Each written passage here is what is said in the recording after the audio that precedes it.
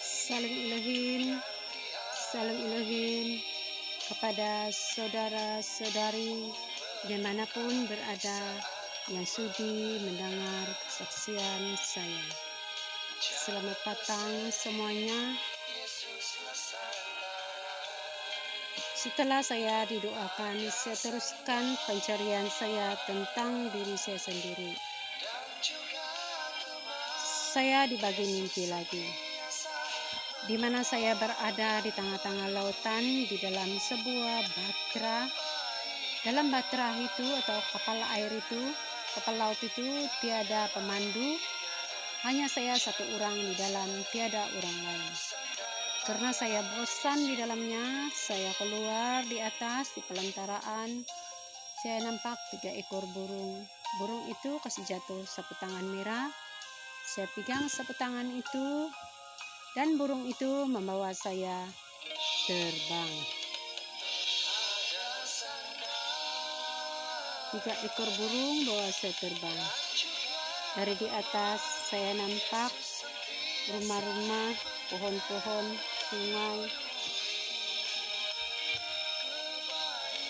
Dalam satu malam, hanya ini mimpi saya.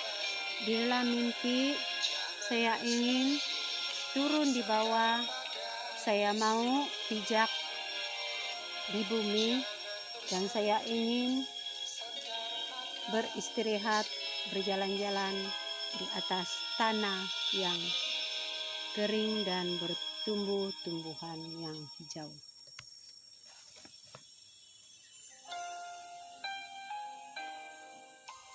Setelah saya didoakan, saya mengalami 2 kali lipat lagi gangguan saya, di mana saya susah untuk tidur. Waktu saya duduk-duduk pun saya bermimpi, saya mendapat penglihatan yang menakutkan saya, di mana saya nampak gunung-gunung meletup,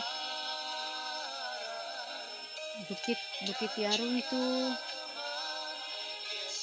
gampar bumi, bangunan-bangunan tinggi berjatuhan, tinggi rendah semua berjatuhan, rumah-rumah yang diterbangkan oleh angin, laut menjadi kering, sungai menjadi kering, dan air laut juga naik ke atas, banjir juga naik ke atas.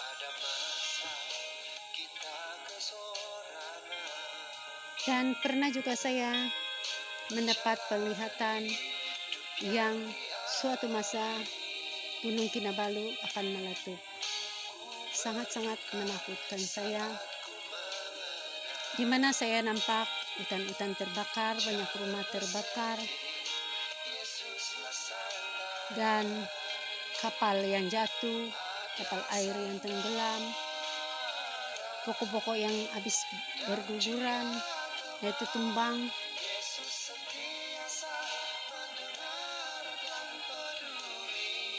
Dan lebih menakutkan saya lagi, satu, saya nampak kuburan-kuburan semua habis terbongkar, dan keranda itu semua bergelundungan. Ada yang masuk di laut, masuk di sungai, keranda tuh. Seolah-olah saya tidak pernah mendapat ketenangan dalam kehidupan saya, karena banyak penglihatan saya yang menakutkan saya dan membuatkan saya tidak dapat berkawan dengan kawan-kawan saya. Karena saya juga dapat merasakan orang-orang di sekeliling saya yang mungkin marah dengan sikap saya. Suatu penglihatan yang tidak dapat saya pikirkan Mas 1, di mana saya nampak ada satu pokok kayu besar. Pokok kayu itu daun dia lebat, rimbun. Setiap helai daun kayu itu mengeluarkan air seperti air hujan yang lebat menitis dari setiap helaian daun pokok kayu itu. Di sebelah kiri saya ada gunung. Gunung itu, bukit itu, tanah dia runtuh, tanah dia macam hancur-hancur, jatuh ke bumi, ke bawah. Memang banyaklah tanah dia jatuh, sampai di bawah dia itu kan banjir lumpur tanah liat. Dan di sebelah kanan saya ada gunung juga. Di situ gunung itu tinggi juga, seperti di atas dia ada mata air, ada air yang turun mengalir dari gunung itu, air yang jernih. Saya mengadu lagi dengan sister. Sister bilang kau masih perlu didoakan. Banyak pendoa-pendoa yang datang mendoakan saya, dan Gabungan Community sendiri juga datang, yang dipimpin oleh saudara Steven bilang, bagus kita pergi di kampung kau, karena itu Roro sedang berada di rumah ibu bapak kau. Susah untuk didoakan dan susah untuk diusir atau dihalau. Jadi diorang ikut saya pulang kampung. Saya didoakan bersama ibu bapak saya dan adik-beradik saya yang berada di rumah pada hari itu. Saya kembali lagi ke konven. Harapan saya untuk sembuh tidak menjadi kenyataan. Saya tetap sama seperti yang lalu-lalu. Banyaklah pendoa-pendoa yang datang membantu saya, memberi saya buku-buku doa, dan diorang juga suruh saya berdoa roseli. Masa itu doa roseli ada 3 peristiwa sedih, peristiwa mulia, dan peristiwa gembira. Saya lakukan semua itu. Dan banyak juga buku-buku doa yang diberikan kepada saya.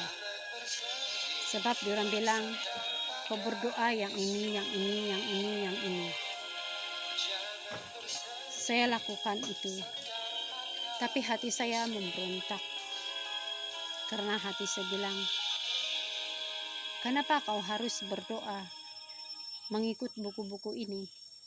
Sedangkan buku-buku ini adalah dari ilham orang lain, dari hati orang lain. Kenapa kau harus ikut? Kenapa kau tidak berdoa melalui hati kau sendiri? Sedangkan yang kau baca ini bukan dari hati kau sendiri. Hati saya terus memberontak dengan saya sendiri. Kenapa kau harus berdoa kepada Sang Tisangto? Kenapa kau tidak berdoa terus dengan Tuhan Yesus? Persoalan-persoalan itu tidak dapat saya jawab dengan diri saya, yang ditanya oleh hati saya sendiri.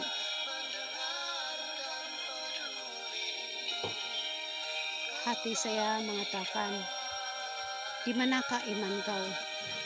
Adakah iman kau terletak pada buku-buku ini, yang doa-doa ini, yang dikasih sama kau, yang disuruh tiru, yang disuruh contek dari doa dan hati orang lain? Kenapa kau sendiri tidak melakukan doa dari hati kau sendiri? Di manakah iman kau? Di manakah hati kau? Iman kau di hati kau atau di buku-buku ini? Atau kau berharap penyelamatan dari Sang Tisangto? Semuanya persoalan-persoalan itu tidak dapat saya jawab. Saya seolah-olah berjawab-jawab, bersoal jawab dengan hati dan diri saya sendiri.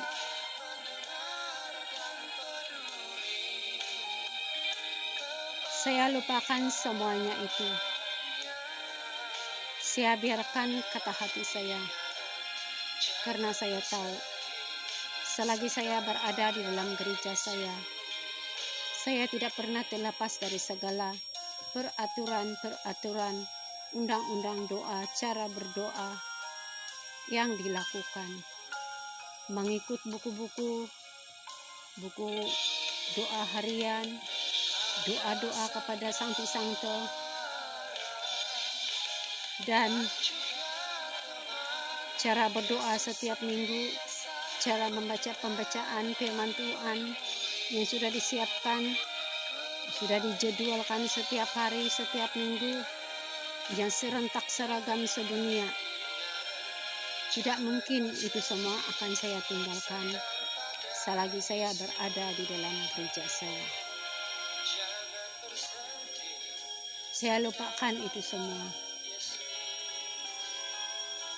Saya jalani kehidupan saya di konven dengan keadaan yang serba tidak kena. Dan seandainya ada kawan-kawan saya ataupun sister-sister yang terlihat video saya ini, saya meminta maaf sebanyak-banyaknya, karena saya lah yang banyak menyakiti hati kamu orang dengan sikap saya yang tidak terurus. Saya sungguh-sungguh minta maaf. Saya masuk di konven pada tahun 1988. Saya tinggal di situ. Banyak peristiwa gembira yang saya alami, kenangan manis bersama sister-sister dan warga-warga Amas, kawan-kawan saya. Walaupun tidak kurang pengalaman-pengalaman yang menyakitkan hati, yang menjadi pengajaran untuk saya. Saya mengambil keputusan untuk keluar dari di sana, dari di konven pada tahun 1997. Selama 9 tahun saya tinggal di konven.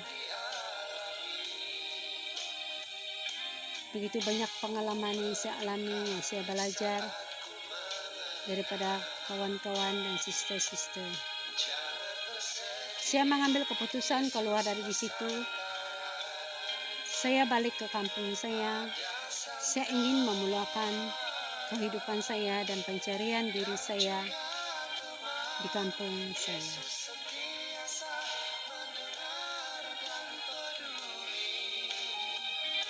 Salam, kita berjumpa lagi.